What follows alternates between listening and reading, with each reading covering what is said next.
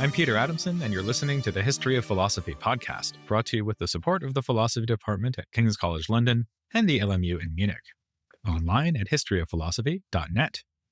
Today's episode, States of the Union, Descartes on the Passions.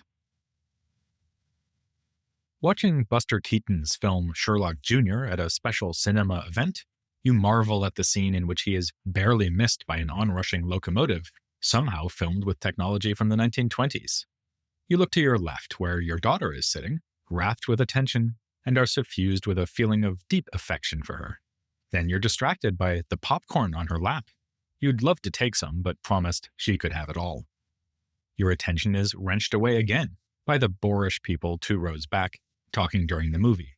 Unforgivable behavior, even, or perhaps especially, at a silent film. Then another rush of positive emotion as you exult in the way that the whole audience is laughing along to this film that is now more than a century old. Finally, despondency sets in when the film comes to an end and the experience concludes. You've just managed to experience all 6 of the emotional reactions or passions recognized by Descartes, namely wonder, love, hatred, desire, joy, and sadness. Of course, we have plenty of other emotional experiences, but Descartes thinks that these all derive from the 6 fundamental ones just listed. For instance, we feel hope when we have some prospect of getting what we desire. So says Descartes in his last philosophical work, published in 1649, the year before his death. Called Passions of the Soul, it was written because Elisabeth of Bohemia prompted him to explore the subject. As Deborah Brown has written in her indispensable study of Descartes' theory of passions, his final treatise attempts to plug the hole in his previously rather incomplete account of the relationship between soul and body. I agree, but might instead have said fill the gap. In typically brash style, Descartes opens the work by saying that the topic is, in a way, easy, since we all experience passions constantly. Yet the ancients failed to explain them adequately. By now, we know Descartes well enough to suspect that with this bluster he wants to conceal how close his views are to those of the very same ancients. And so it will prove. The very project of itemizing a list of primary passions was far from new. We find such lists in the kind of scholastic literature that Descartes studied in his youth. There are clear resonances between his ideas and Stoicism when it comes to his ethical approach to the passions, and On the Passions seems to shift away from the stark mind-body distinction of Cartesian dualism towards something more like an Aristotelian view, according to which the soul and the body are genuinely unified with one another.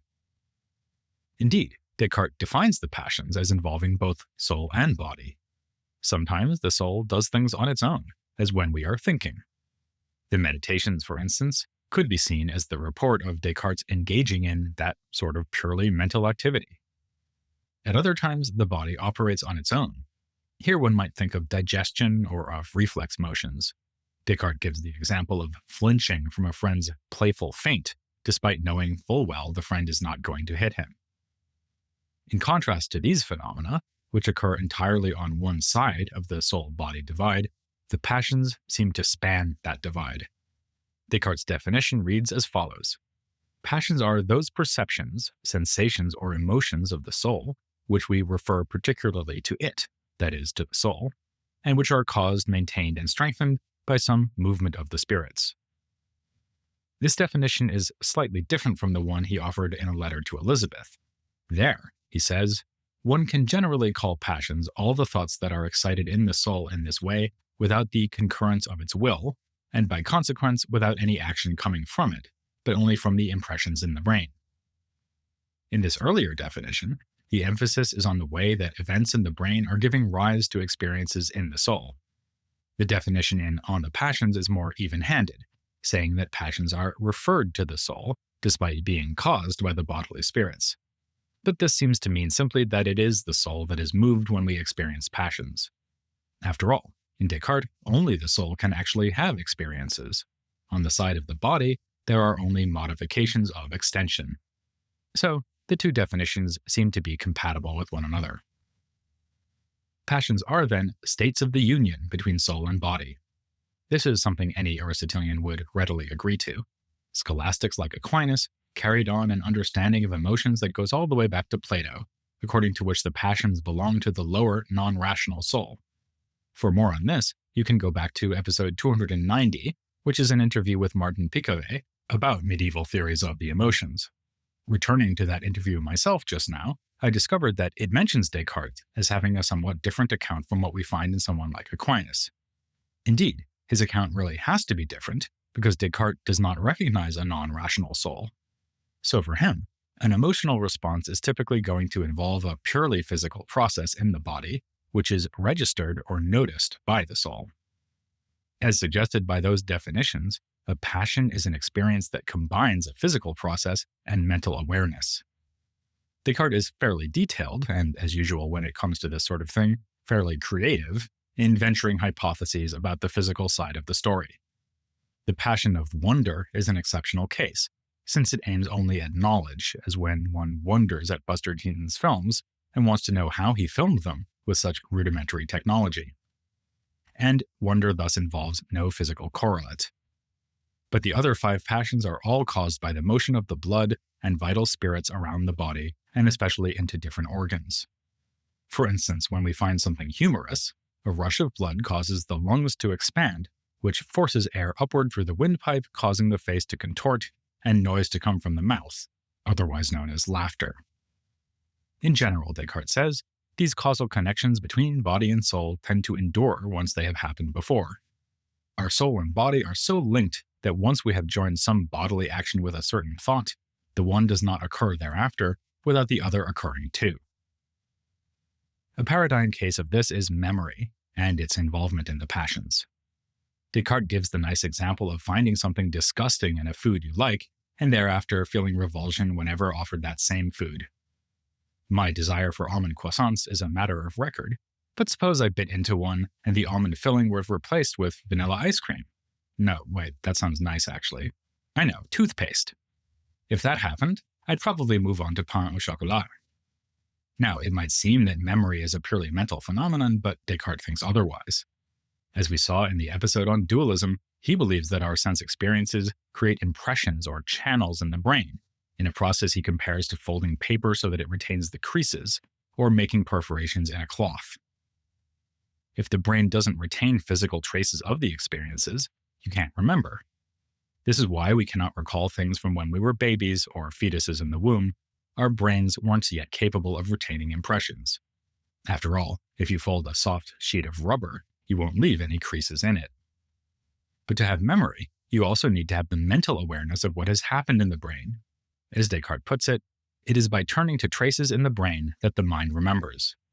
So, upon reflection, Descartes decides that it is really the mind that is responsible for recalling previous experiences as memories.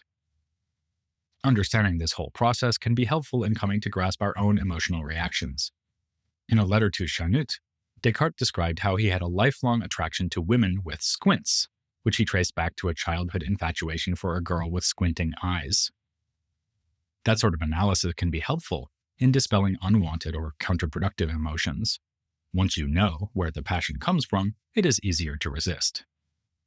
I mentioned last time that in the correspondence with Elisabeth, Descartes admits that bodily effects can have an overwhelming effect on the soul, and he makes the same point in On the Passions. Even a well-trained philosopher who bites into an almond croissant and gets a mouthful of unexpected toothpaste will not just lay it calmly aside. Still, you can exert force of will to prevent yourself from overreacting. You don't have to throw the croissant across the room and physically assault the pastry chef. Also, once the initial event has passed, it is always possible to master one's emotional state, though this may not be easy.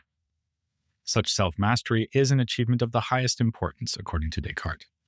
He concludes his treatise by saying that it is on the passions alone that all the good and evil of this life depends, and that the chief use of wisdom lies in its teaching us to be masters of our passions and to control them with such skill that the evils which they cause are quite bearable and even become a source of joy. Descartes often talks about the passions with a remarkable tone of detachment, to an extent that can be unintentionally amusing. His paragraph about romantic love may well be the least romantic thing ever written on the topic, and dryly finishes off by observing, "This inclination or desire provides writers of romances and poets with their principal subject matter." In such passages, Descartes sounds a bit like a space alien describing humans, or more to the point, like a Stoic sage describing normal people who are, unlike him, at the mercy of their passions. This brings us back to his disagreement with Elisabeth regarding the question whether such self-control is even possible. Elisabeth describes in some detail how, even when she works to eliminate intrusive and counterproductive thoughts, she nonetheless continues to experience emotional reactions to the misfortunes that have befallen her, which then have further effects on her bodily health. Where Descartes makes it sound like an emotional response can be tamped back down after the first surge of blood to the head, which here would be meant quite literally, Elisabeth says that several months can be needed for her to overcome a serious setback. Like any good Stoic, Descartes does have advice for overcoming such challenges. He proposes that one should fight fire with fire, or perhaps blood with blood, by deliberately provoking useful passions that will combat harmful ones. Some of Descartes' advice to Elisabeth falls into this category. Meditate on how fortunate you have been in some respects. Go to a spa. Enjoy the beauty of nature.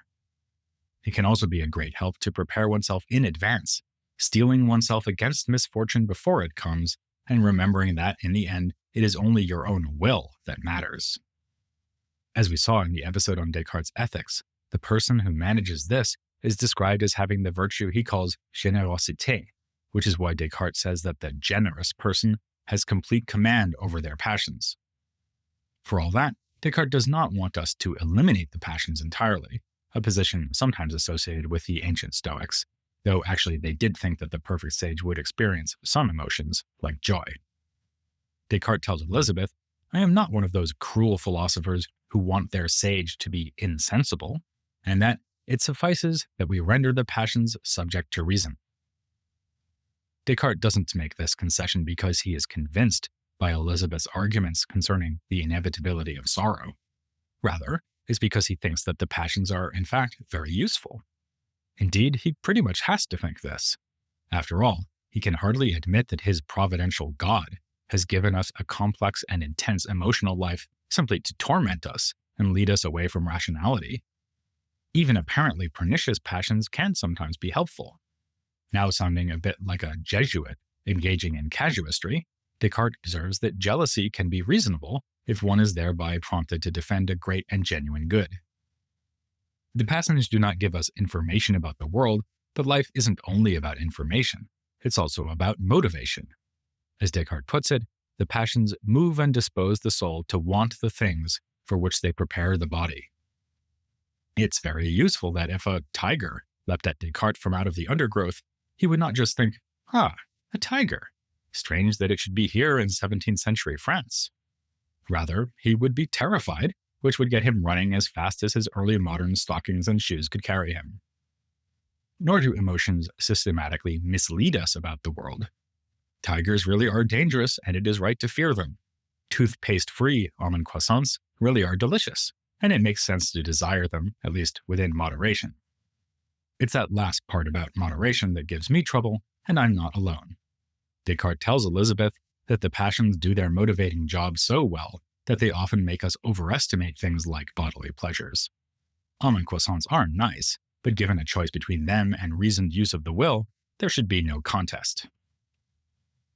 Let's wrap up this look at the passions in Descartes and at his philosophy as a whole by returning to the question of the relation between mind and body. In the spirit of Elisabeth, one might suspect that the passions are incompatible with Cartesian dualism. An episode of fear, for instance, would be a single event involving both body and soul, thus straddling the metaphysical divide between them. But it seems impossible to say this, given the constraints of Descartes' metaphysics. In Cartesian parlance, no one mode can belong to both the body and the mind, since they are two distinct substances. Instead, we seem to be dealing only with a kind of coordination between physical and mental events. A sudden tiger attack causes both a rush of blood in the body and an awareness of this in the mind, and these two events together make up the experience of fear. Actually, we don't even need to appeal to the technicalities of Descartes' metaphysics to draw this conclusion. We can just look back at his definition of the passions, which clearly say that the vital spirits and brain cause experiences in the mind. If the physical event causes the mental event, they cannot be one and the same thing. And yet there is something to the suspicion I mentioned at the outset that in On the Passions, Descartes is taking a step or two back in the direction of Aristotelianism. Even if a passion involves two modes and not just one, the whole made up of those two parts is still a single phenomenon, just as surely as an almond croissant is one pastry made up of both flaky crust and succulent almond filling. The passion as a whole is ascribed to the composite of body and soul, which is exactly what Aristotle would say. As he puts it, it is not the soul that gets angry, rather it is the whole human who gets angry through the soul. Descartes thus says that the passions, like the senses, give us a direct experience of the union between soul and body. Descartes proposes a thought experiment to illustrate the point. If an angel were somehow joined to a human body, the angel would not have any sense experiences or undergo any passions. It might register what is happening in its assigned body, but it would not feel what is going on in that body. Human souls, by contrast, are so intertwined with the body that they have experiences caused by bodily events. This means that when we work on improving our emotional reactions, we need to train both our bodies and our minds, the two working in tandem to yield more beneficial experiences. The goal being pursued here is a good life for the whole human, not just satisfaction for the mind or a state of health and pleasure in the body.